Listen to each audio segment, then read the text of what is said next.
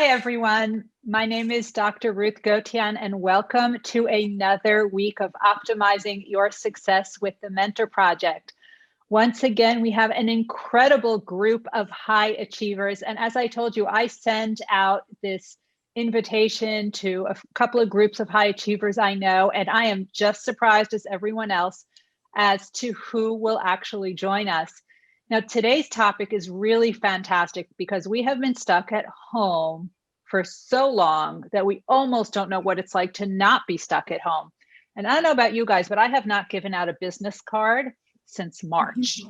It has been so long since I've given out a business card, which was my staple of how to actually meet and interact with people. But now we are all staring at these green dots on our computer, and we are all home. And we are all, those of us who have to go into work, actually have Zooms with the people who are right next door to us, just so that we can stay safe during the pandemic. So how is it that we can meet interesting people when we are so physically distant from everyone? And this is really fantastic because, as Janice even said earlier, and we're going to get to it, a lot of us who are here every single week, we have yet to meet face to face. But now we know each other so well. And part of that is because we all went to one conference. And then as the pandemic started, somebody said, who wants to have a happy hour Zoom every Saturday night? And she sent it to the conference attendees, and whoever showed up, showed up. And we have been doing that every single Saturday night since the pandemic began. So a lot of the people whom I've never actually met in person, like Janice and Allison, I actually feel like I know them so well. And as we talk, we actually see that we had a lot of similarities, and we had a lot of coincidences, and we know a lot of the same people. But this all happened. We have yet to meet face to face. I don't know how tall they are. I have no idea. No idea. So we are really going to discuss this topic because I think just because we are physically distant does not mean that we cannot meet other interesting people. In fact, I don't know about all of you, but my LinkedIn followers have doubled during the pandemic. This is a time, this is an opportunity to meet so many people that you likely would not ordinarily meet, because you go to work, you come home. You go to a conference that's usually about your work, you come home, and you're only surrounded with people who are like you and in the same industry. And this is an opportunity to meet incredible, incredible people. But in order to do that, you have to know how to introduce yourself. And I always tell people, don't introduce yourself by what you do, because that is a showstop. Nobody wants to have that conversation because they don't really know how to have that conversation if you just tell them your title. But if you tell them the problem you solve, then people are really excited to have the conversation with you. So I want to start the example, and this is how we're going to introduce ourselves. You're going to say who you are and the problem you solve. She ended our last meeting with one of the best introductions I have ever heard. So I am hoping she will start us off today. Dr. Kelly Korek. Hi, my name is Dr. Kelly Cork, and I am trying to solve the problems as to why the sun is trying to kill us. Um, so I'm an astrophysicist by training, studying the sun and all of her moods and her temper tantrums, and that's what I do for a living. And last week we found out that the sun, in fact, does throw temper tantrums, which really got all of us asking, what do you mean? How does that happen? And all of a sudden we got into this great conversation, because if Kelly just said, I'm an astrophysicist, a lot of us would have said, that's nice. And we would not have even known what to say next, because most people don't know astrophysicists, let alone a female astrophysicist. So here is a great way to introduce who you are and the problem you are trying to solve. Dr. Allison Escalante, what problem are you solving? Oh, I'm on a mission to tackle the epidemic of anxiety, which has been going up worldwide. The US hit #1 in the world for anxiety in 2019, and then the pandemic hit. So yeah, that's what I'm after. Well, I like being #1, but not for this. Not for this. All right. So we have a lot of ways how we can prevent anxiety so that we lose our number one slot. And that's what I would want to talk about to Allison if we were having this conversation. Janice, what problem are you solving? Boy, it's hard to go after those two. I'm solving how to make the world accessible for people with hearing loss. And one of the ways I've solved is in the subways to be able to hear inside the subway information booths, which is right, never get it right, right behind me. So this ear symbol indicates the presence, wrong way, of an induction loop, which allows a person with a hearing loss to hear the sound from the person in the booth to drive into their hearing aid or cochlear implant. Which I think would be very useful, especially now in the pandemic where there's all this plexiglass separating us from people. Yes, and right now it only works for people with hearing aids or cochlear implants because you need a receiver to be able to, and right now earpods don't have a telecoil in them that allows you to receive. So I'm hoping, Apple, if you hear this, please add a T-coil because this would help so many people in these AirPods. Yes, especially like as I have now and probably some others. I think it would be fantastic. So if anyone there from Apple is listening to us, but look at how Janice and I had a conversation about hearing loss, because if she told me that she just did hearing accessibility, I don't even know what my follow-up question would be to that. But now we could have this whole other conversation. I know you need to go to sleep, and so I'm going to adopt this because it's a great idea. Like it is definitely a conversation stopper. Well, now we know how to solve that problem. Susie Katz.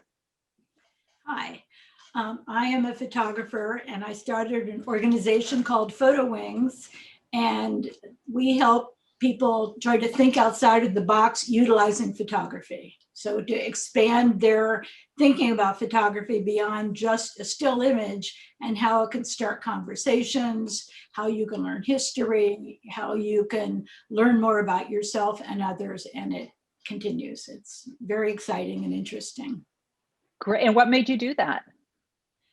I'm a photographer and I found myself in a position to give back. And I spent a lot of time surfing the net to try to figure out what I could do that would be different from everyone else.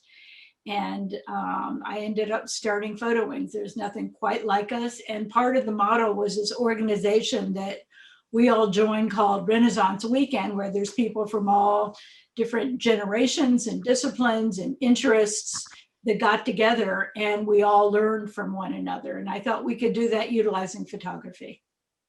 I love it. And Susie's actually one of the people that I did meet at that meeting. Now she's listed here as iPhone. I don't know if you can take yourself off mute. Pam, is that you? Yep, it's me. Hello. Hello, who are you and what problem do you solve? And I know when you get to your computer, we're actually going to see you, right? Yes. Yeah, so I am Pam Wilhelms, and gosh, there's so many problems that I'm attempting to solve. But a big problem, a lot of my work is in for-benefit business. So I teach systems thinking, and I help leaders understand the invisible systems and structures that truly drive performance in their organizations. So how do they build their capacity to understand systemic dynamics at the intersection of strategy, leadership, and culture? So what is the biggest problem that you find yourself solving? Well, the big problem is the shift to a regenerative economy. How do we measure wealth beyond GDP, and how do we build the leadership capacity to move us that direction? How do we build businesses that measure a social, environmental, and economic bottom line? And then my specific skill in solving that problem is working with leaders to build a culture that can build the creativity and innovation to drive a triple bottom line. So you're working with the leaders to fuel that. Yep. And building the culture is one of the hardest things to do. Yep. Destroying it's not hard, but building it's really hard. No. So I do a lot of work with leaders in for-benefit business, and I do a lot of work with leaders in tech, and I do a lot of work with leaders in government in the big shift that's happening everywhere, from Newtonian physics to quantum physics. So a lot of my issue is the application of quantum physics to social systems. I'm not even sure I know how to do that. Maybe you and Kelly, the two of you together, can explain. Yes, I do have fun working with NASA. So you two know each other? Just by these calls. We have not met at Ren Weekend. Kelly meet Pam, Pam meet Kelly. Yes, we've met each other on the Saturday night calls. There you go. So how are you guys meeting interesting people now that we are all at home? Now, I know some of you are actually at home and some of you are going to work. So Allison, you actually put on scrubs and go to work, right? Yeah, I sure do. I think meeting new patients and comforting them when everyone's wearing masks is a fun and unique experience. I am paying more attention to my voice now, and less attention to worrying about smiling, because my mask kind of restricts the face a little. But every Wednesday night, I hang out with a bunch of neuroscientists and talk about the autonomic nervous system. And I love it, because one of the ways that I try to solve the problem of anxiety is helping people understand how they work. So I look at the interface of culture and how our bodies actually work, not the way most of us really have been taught that we work a certain way, and we don't work that way at all. And then using neuroscience in simple, usable ways to work on that. So anyway, on this Wednesday night call, I love it. And I just keep meeting cool people. And then I reach out to them on LinkedIn, or we set up a phone call, or we decide to write an article together, and, hours of fun conversation. And how did you find this group that meets on Wednesday night? Yeah, so I was actually virtually connecting with my editor at Psychology Today. And she told me that, she told me that she was doing this Wednesday night thing. I think I had brought up the polyvagal theory, and I'm like, hold on, you're hanging out with Steve Porges every night? Like, every Wednesday, I'm a total fangirl. I'm exquisitely jealous right now. And she's like, wait, no, I'd be happy to add you to the group. And so it's just, it's so funny. My husband teases me that on Wednesday night I get home from work and, change out of my scrub and then hang out to talk about all the vagals. And I'm like, honey, there's only one vagal. There's only one vagal. So it was someone who you knew who introduced you to this group. Correct. And that's how you met all these other people who have furthered your work. Exactly. Yeah. So, and I mean, I think you know how this is done, right? You don't just say, hey, do you want to have a phone call? You say, hey, I notice you're writing about this and I'm working on something about that. Is there any way we could collaborate? And then you strike back up a conversation and you share each other's stuff. And all of a sudden you're like, oh my gosh, you're my new work friend. Yay. And you have writing partners, which is fantastic. That's great. Now, Janice, I know you were taking classes, right? Yes, I was taking a class with WeBank. It's a women's certification organization that was sponsored by IBM. And that was terrific. And it was a wonderful way to meet people, was from these classes. So what inspired you to take these classes, and what types of people have you met? And did you keep those conversations going? I found it I have to be honest, a little hard to really get to know people in the class, because you would be popped in for maybe like 5 minutes, like 20 minutes, and each person had to do a specific task. So there wasn't enough time to chat within the class. But I've met a couple people in the class. that made, they made an effort and I made an effort because we were in similar fields or felt we could help each other. And that reminds me, I had invited somebody to this group, and I need to when you took a break. That's right. I need to re-invite her back. Absolutely. I forgot all about that. So thank you for reminding me. You reminded yourself. So I met like 2 people, but I can't say from that class that I met like a ton of people the way I would in an in-person setting, because there's not the possibility to like hang out at like, at the water cooler, so to speak, or right, actually bump into a person. You really have to make the effort. But I've met more people through our Saturday night group and this group where I've connected with people where I'll send them an article that I think they'll be of interest to them, and then they'll do the same for me. So I found that there's only so many hours of the day, and so I'm being a little lazy. I need to make more effort. Okay. Well, I think that's not, I think part of it is if you're a friend of a friend, you've sort of been vetted by that person already. So if Janice is my friend, anyone who she's going to introduce me to in my eyes has already been vetted by Janice, right? So it's not as if I'm meeting a stranger.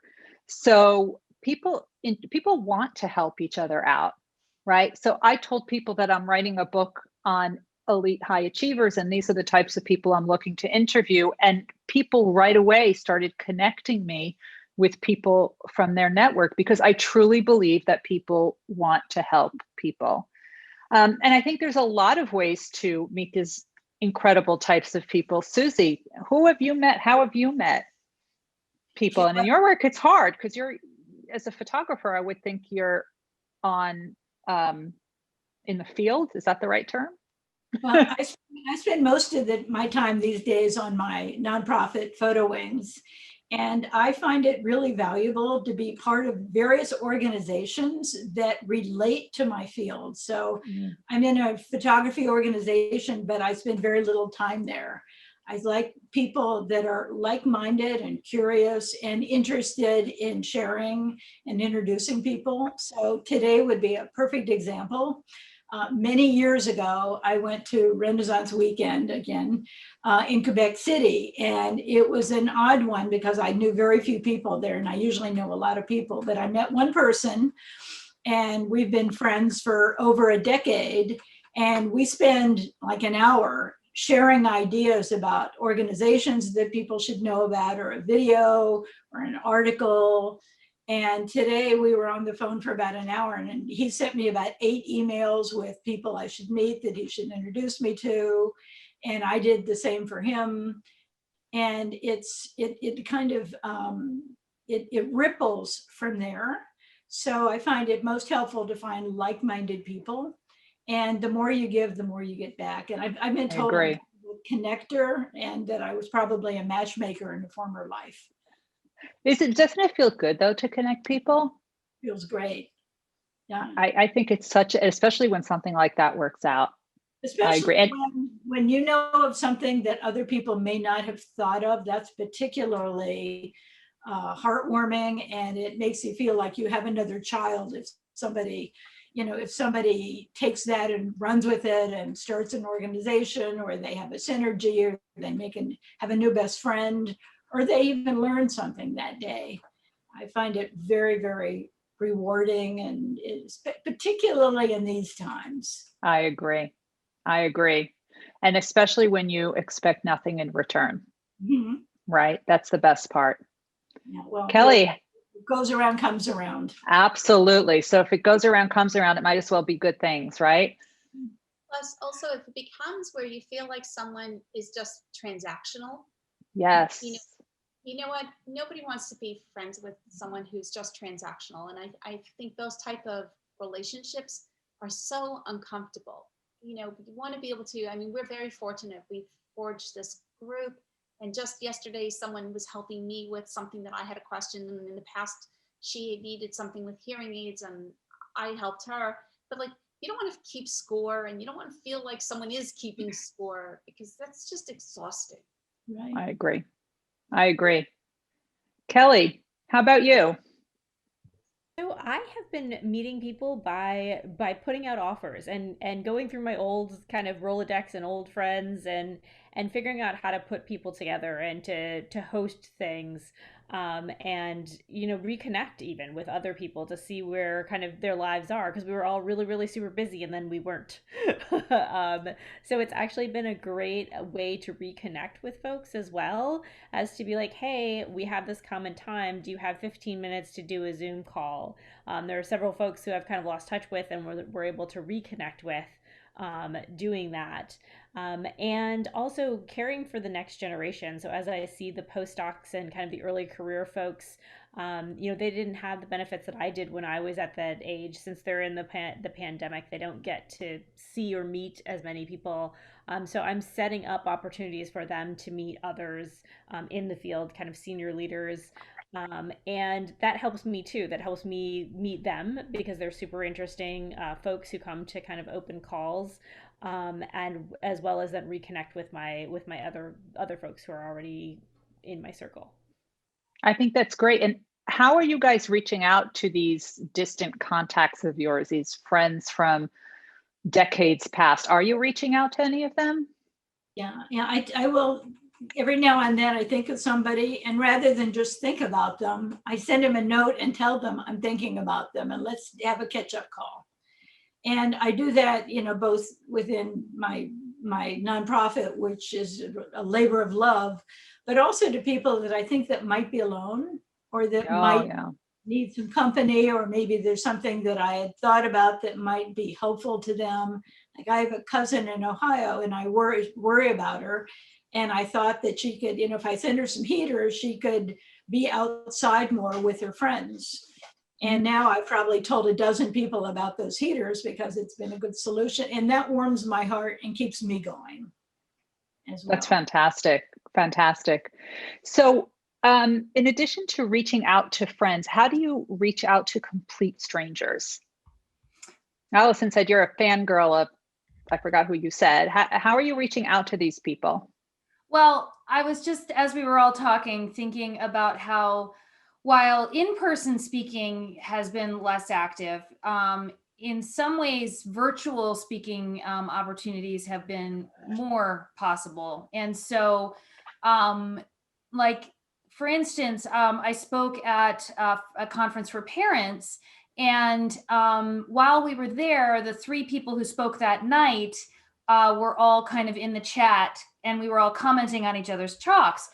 So that added a collaboration. And one of them was an author of a series of books that I've recommended for my patients for years. So it was like really fun to strike up a conversation. So then these three speakers connected with each other.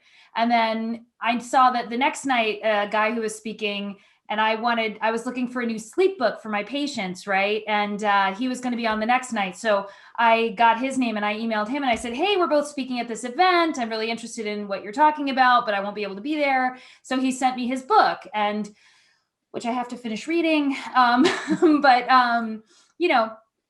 that's a lot of fun. And then another way that I'm just like Susie, I love connecting people, right?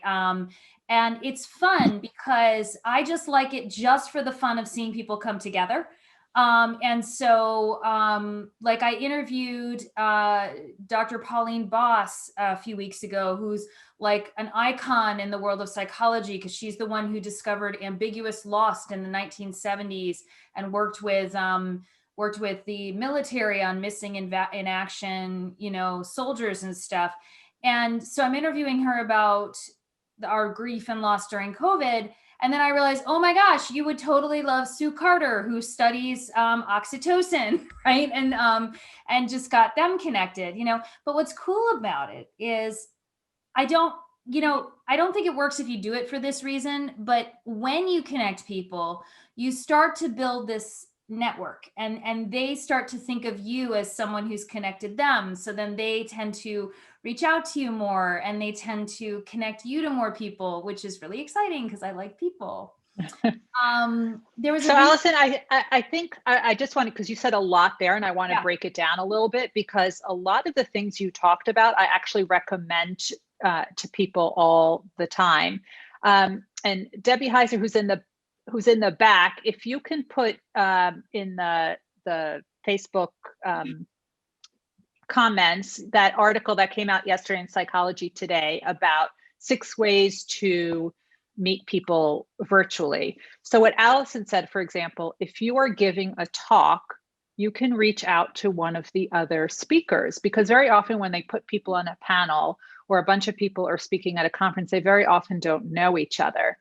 But just sending an email, introducing yourself beforehand, just, when you see each other on this Brady Bunch Zoom with all these squares, you can then start having a conversation like your old friends, because you already had the introduction. The ice has been broken. So that's one way. Another way is, and this actually happened to Allison and myself. I told you we have yet to meet in person, but it turns out we were both speaking at the same conference a month or two ago. And my talk followed her talk. And Allison's talk was so good, I was almost late to logging into my talk. They had to text me and say, "Where are you?" Now, this has never happened to me before. When I know people who are giving talks, I always like to take a picture of the title slide and tweet it out, because I feel that if I can tweet it out and say, "This is a great talk by Dr. Allison Escalante. She spoke about XYZ," that puts my network behind it. So now my network knows about Allison's talk, and Allison might not have been on their radar before. Well, now they are. Well, I don't remember who it was that saw that tweet, who then invited Allison to be on his podcast, right? And it was someone who I knew already. So it really helps when you do that, if you can put your social capital behind somebody. So I think that's a great way. So we talked about reaching out to other speakers. We talked about amplifying their work. If you are not a speaker, if you are a participant in one of these 1,000 Zoom calls that we're on all the time, or these webinars, or the Facebook Live or LinkedIn Live, a lot of people write things in the comments. And if someone said something, either a presenter or somebody wrote something in the chat that really resonated with you, I really recommend that you reach out to them and say, "Allison, I really loved your comment about XYZ. It really resonated with me because," and now you just started a whole conversation with that person. And that's one of the ways that you can meet people virtually. Did I get all that?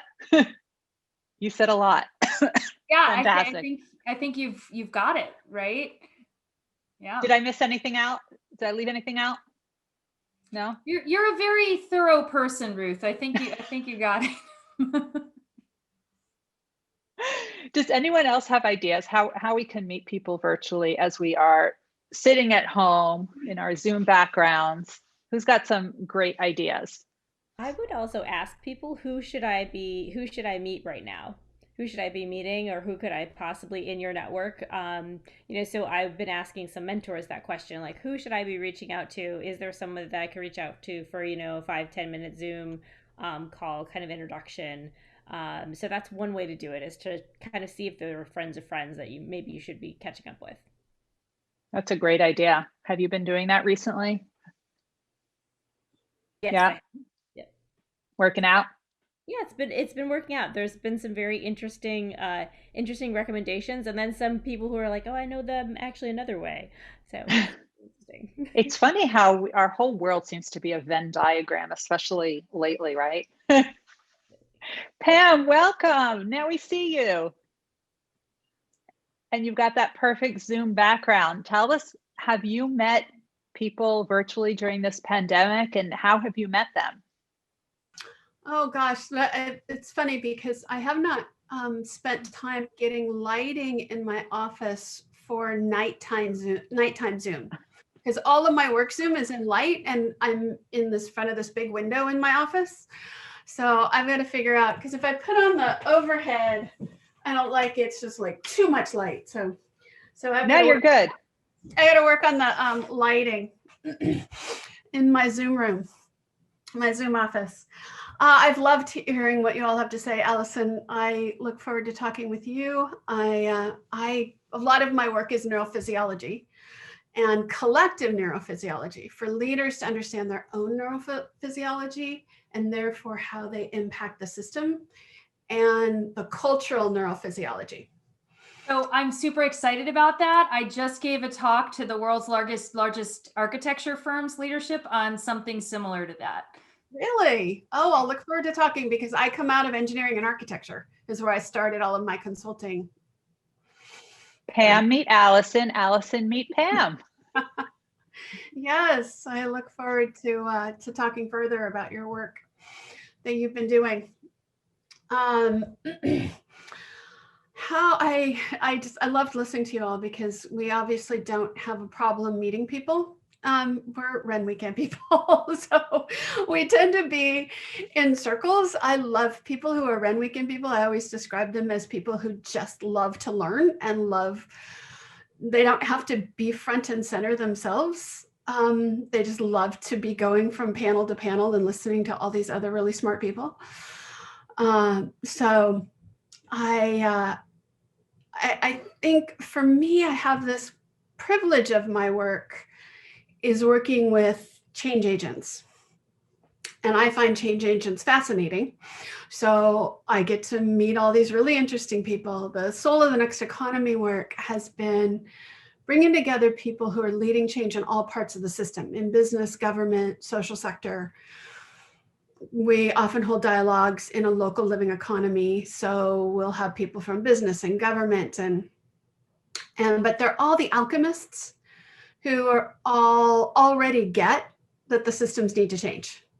They're either leading in racial justice, or they're leading in environmental justice, but they also know there's a whole part of the system they don't have time to deal with, because they're overwhelmed with their part of the system. So when you bring that system together, there's this energy that people get of, oh, good, I get to meet all these other systems thinkers who understand what I'm trying to change and are working in the parts of the system that I don't have time to work in. So hosting those dialogues is the places I get to meet really fascinating people. So is that, you're doing that virtually? I'm doing that virtually. We're not doing the local living economy dialogues right now, but we're doing virtual soul dialogues.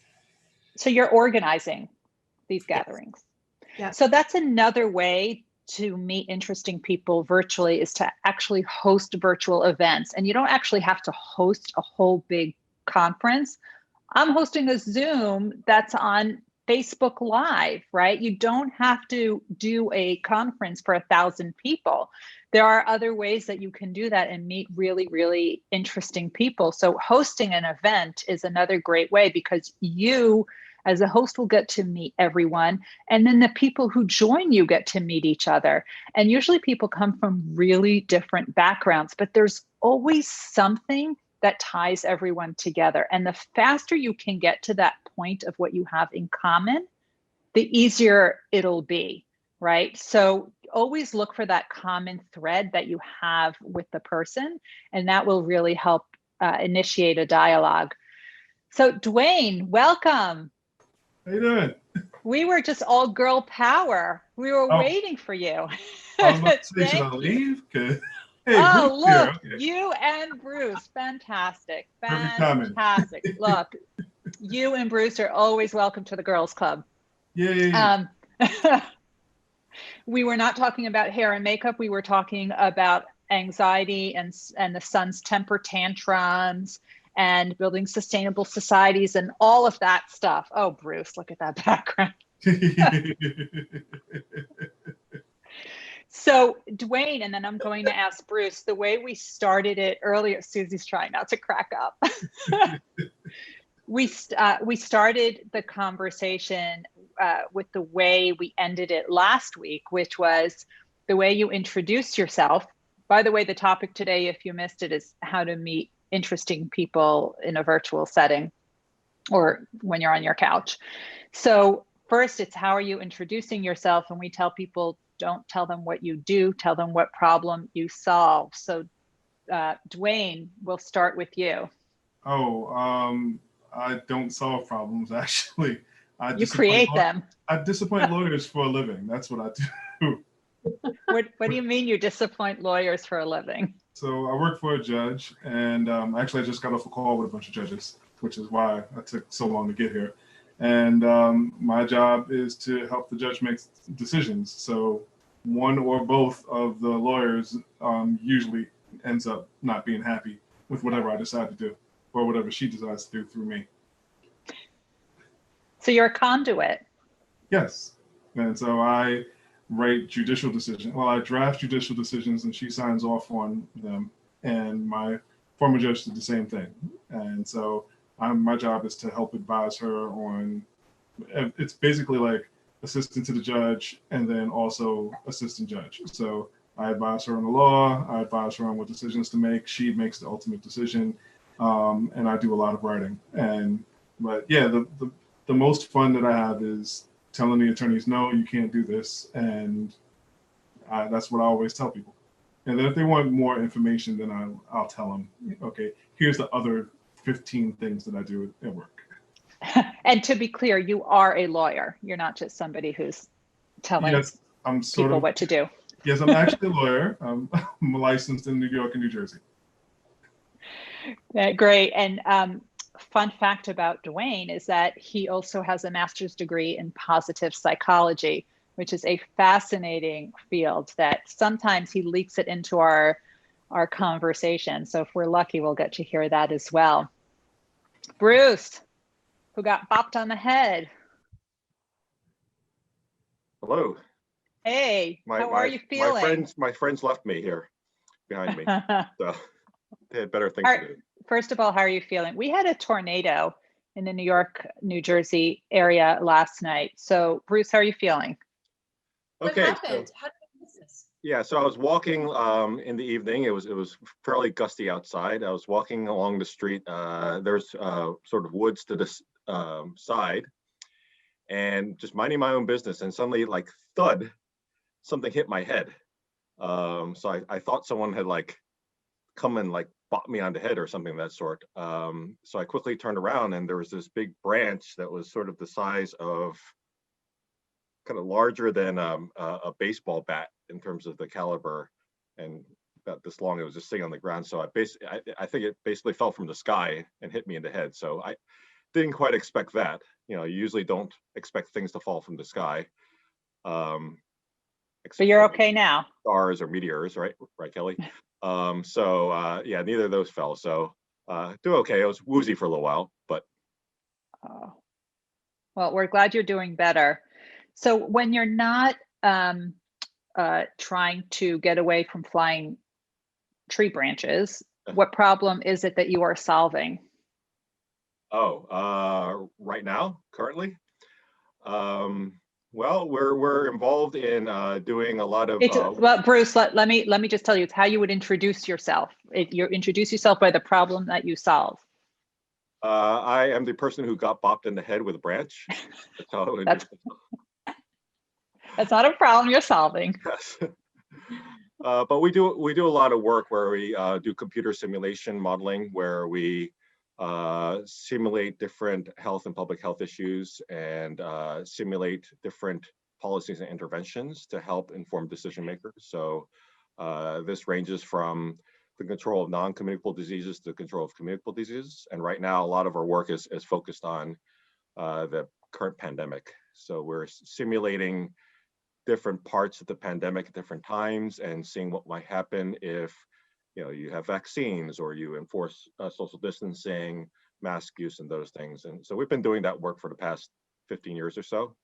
So things have been fairly busy. In fact, today was fairly busy because there was a lot of calls concerning the recent announcements with both the Pfizer and today the Moderna vaccine. So people were very interested in asking about, what impact that might have in terms of the pandemic. So fielded a lot of questions about that. So you do a lot of the modeling and forecasting? Yeah, modeling and so forecasting, but I prefer to say sort of simulating scenarios, because the word forecasting has sort of a bad tag to it, especially when you talk about things like trying to make predictions, or, I mean, we've seen with things like election polls and those things like that. You can't really predict the future very well. So what we do instead is we run different scenarios. So we can say, okay, if this thing happens and this happens, this is the best thing to do. If this happens, this is the best thing to do. And then we give odds of things happening, but we don't want to fall on the side of making predictions, because most of the time you really can't predict the future. There's so many variables. So yeah, we do forecasting, but we do more scenario planning and simulating different possibilities. I like that, because for those of us who study business, scenario planning is our bread and butter. That's what we do all the time. So I'm pleased to hear that it happens in science as well. And you guys should know that Dwayne writes for Psychology Today, as does Allison, and Bruce writes for Forbes, as does Allison. So we have that Venn diagram where we have all that crossover as well. So, which is great. So Dwayne and Bruce, you didn't tell us, how are you meeting people now that you're home? Tinder, Hinge, professionally, Bumble. Dwayne, professionally. Oh, my bad. I'll let Bruce take this one. I'll come back. I mean, maybe it would make work more interesting if we started using Tinder. Do you want to work with this person? Swipe right.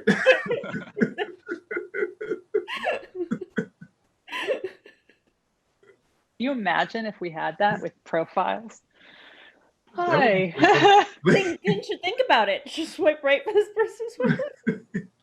We'll put our personality profile. Nah, I don't like that research. Bruce. I primarily meet people by responding to Dwayne's posts on social media. That's how I mainly meet people.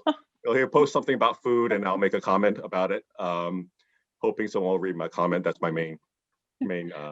That's your goal in life. Exactly. That's my main goal in life. But I have meetings all day. So there's, of course, predominantly Zoom meetings. So these are meetings that would have been in person, or at least some of them would have been in person had if we didn't have this situation. So it's a different dynamic, of course, with the Zoom meetings, and I think people focus on the negatives, but there are actually a lot of positives in terms of these meetings, because you really start focusing on what people are saying. And you listen and it's almost like when you go to different settings, especially when you travel abroad, there's all kinds of stuff going on. So part of the interactions is with the settings, and that can actually kind of cloud interactions, and it can distract from interactions, or sometimes you feel like, I can talk to these folks, but I really want to watch the view or something of that sort. Whereas with Zoom meetings, it's really about exchanging information, and it's really about finding ways to not just exchange information, but also exchange personalities. That came out wrong, because that sounds like you're switching personalities with people, but meaning that you're sort of communicating your personality to other people and they're communicating their personality to you. So it's almost like we're all sitting in sort of a neutral room, so that really the focus is on the people. So I found that in many cases, you get involved in very cool conversations. You learn about people, and in fact, I've learned about people that I knew before this whole Zoom situation, but I didn't really know them as well, because everyone was sort of forced to sit there and like talk about what they're doing or what they're feeling and things like that. So I think there is a silver lining to all of this, and maybe there's some carryover, because after we get past sort of this Zoom period in our life, maybe we can carry some of those things and say, hey, let's focus on a conversation. Let me learn about you. We're gonna learn about each other and things like that. So yeah, so that's the main way. Well, that's where we learn some cool things about you, right? Yeah, some cool things, maybe some not cool things, different things like that. Didn't we learn that you're an artist or something? Yeah, I used to do a lot of more like kind of drawing, cartooning. way back when I did photography, but like my photography doesn't hold a candle to Susie's photography, of course. So when I'm in constant awe of Susie's photography, but it reminds me of like the much lower level that I used to operate at. Although I did breathe in a lot of fixer when I was developing film, so that was interesting. Yeah, I used to do photography and a lot of kind of artistic stuff. Yeah, Great. One of the things about Zoom that I'm finding interesting from a visual point of view is since you're close up to people, it's very different from when you're on the other side of the room or you're watching a presentation and you're way back in the audience. It's a much more intimate kind of experience. And the other thing is that when you see how they choose to have a virtual background, or you're paying more attention to how they dress, you can also learn more about them intuitively as well. And sometimes it's a conversation starter. I agree. So I think those, what I call starter sentences, are so important that when you are meeting someone, and I actually tell people to log on to a Zoom meeting 5 minutes early, because usually if it's a presentation, the speaker is usually logged on early, as are the organizers. And it takes them a few minutes to do their tech and their sound check and all of that. And then they're sort of just, filling time until people log on. And especially if you're one of those quieter people that has a harder time interjecting, it's a fantastic opportunity. If you can log on 5-10 minutes early, you will be able to have really significant conversations with the speaker, with the organizers, because the other people aren't logged on yet. So that's a great opportunity to actually meet people, but you have to have your camera on for that. That is key. If you are just the black screen, it's as if you don't exist. So it's important to have that, your camera on, because if we can't see you, it's tough. Yeah, I've always done that at conferences as well, because you can never get to the person at the end. But at the beginning, once they've gotten their sound check and they're just standing there waiting for something to happen, it's a good time to I agree. have a conversation, a short conversation. You have to make sure that they're ready for it and they're okay. Do a little, looking at them first and making sure it's a good time. But that's a good way to swap cards first. That's right. And virtually you can do it even, you log on early. And also, as Allison recommended, if you see a speaker who's giving a talk about something you're really interested in, just shoot them an email a day or two earlier. I'm really looking forward to your presentation about X. My name is this, I work in this area at this institution, and I'm really interested in it because of, etc. I also tell people, so high achievers all consume information constantly, right? We're either reading or we're listening to podcasts, or we have our Kindle, or we're talking to people, but we're constantly absorbing new information. But a lot of them are also writing all the time, right? I told you, Allison writes for Psychology Today and Forbes, Bruce writes for Forbes, Dwayne writes for Psychology Today, Janice writes for Thrive Global, I write for Forbes and Psychology Today.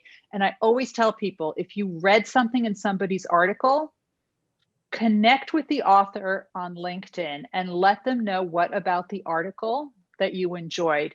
Trust me, as authors, we don't get that very often when people tell us what they really liked and what really resonated. So it'll really stand out.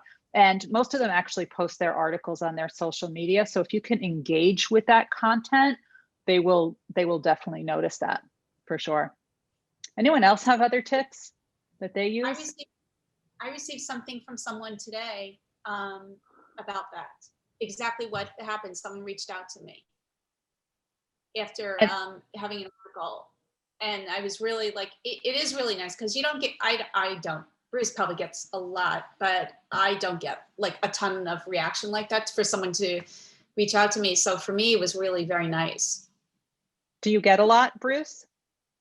Yes, I do get of course you do. a number of interesting, yeah. So you get comments from people thank you for articles, or people will add things or suggest things, and then there are also people who will have of course there's some not so nice comments, but yeah, you get all kinds of comments.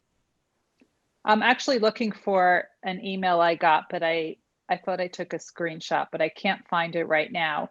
But somebody actually sent me an email just, it was actually on LinkedIn about one of the articles saying how much it made such a difference for her and why. Mm-hmm. And it sort of stopped me in my tracks because I wrote, we write in a vacuum. We write because it means something to us. And then all of a sudden it meant something to somebody else. And I was stunned and I was having kind of a rough day. So it really hit right at the right time. And I saved it. I have to look through it. I think it might even be in my favorites, but it definitely makes a difference. So I definitely encourage you, if you see articles that you like, interact, engage with the authors, with that article, let them know what it is you like, because maybe they'll write more of that. It also, doing that also builds and tightens a network. Like, I'm thinking about the fact that Janice regularly says encouraging things in response to my stuff on LinkedIn. Bruce has retweeted me. Ruth, you're always calling me out online. And it just builds a sense of like warmth and community as well, which then makes you guys more likely to be my go-to people for things like, oh, this came up. I'm thinking of Bruce because he just, we just connected over that. Absolutely. I also find, and this is kind of funny, it's not why I do it, but it has just organically has happened. I find when I write a suggestion to someone, let's say an article, if they miss something, but not in a negative way, but in a positive way, I've had articles written about me and my work, or they'll augment it and then quote. And I have had that happen from the New York Times to Consumer Reports, where even People magazine did it because I might add something that they weren't aware. I mean, in my field, most of the people who are writing about, frankly, don't really, they're given an assignment and they don't really know anything about hearing loss. So they're writing and they're not really sure, and depending on how much time they spend on it. So if they leave something, omit something, or I mentioned perhaps another article on this, I have had so many different articles that ends up quoting me. So sometimes it's really great to reach out to someone, but it's how it's done. I mean, without being like what Bruce gets with the nasty people, you can't, that doesn't win any favors. Oh, Bruce isn't the only one who gets the nasty people, but what the thing is, we're all trying to do good work. So when someone sends a correction or that's helpful and positive, it's great. I wrote an article for Forbes about COVID and about how speaking spreads droplets. And one of the phrases, I think you said it was speaking English, right?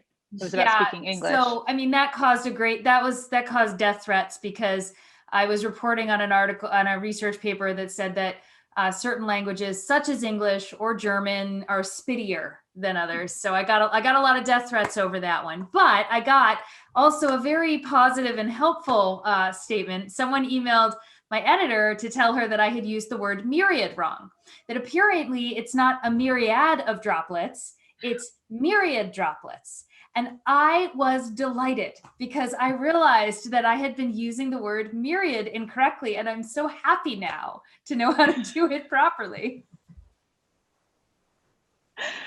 On that happy note, and I'm going to have to think about what we're going to discuss next week. Is there a topic you guys want to talk about? Because we're almost out of time today. If not, I'm going to think about something exciting. We'll get there. Okay. So where can people find more about you? How can they contact you, Janice?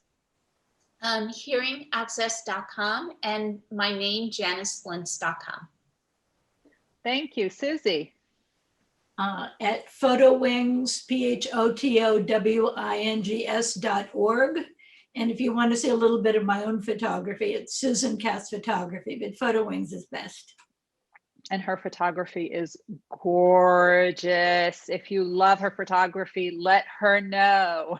There's one picture with a sunrise. Let her know what you think of that one. You'll see it. Kelly. You can find me at kellycork.com or on Twitter at kellycork. Thank you. Allison. You can find me at shouldsstorm.com. That's a storm of shoulds, or shouldsstorm.com, or just AllisonEscalante.com. Thank you. Dwayne. Equalresults.com. Thank you. Bruce. You can find me commenting on Dwayne's social media posts. You can Google Bruce Y. Lee. If you want to see my stuff on Forbes, Bruce Y. Lee Forbes, or bruceyle.com. And it's also Bruce_Y_Lee on Twitter. Great, thank you. And I am Ruth Gotian. It's just my name on all the social media, on LinkedIn, Twitter, Instagram, Ruth Gotian. My website is ruthgotian.com. I want to thank Debbie Heiser, who is behind the scenes doing incredible work. She's the CEO of the Mentor Project, and thank you to the Mentor Project for hosting us each and every week. We will see you guys next week with a great topic. I just have to come up with it first. We'll let you know. See you guys next week. Bye, everyone. Bye.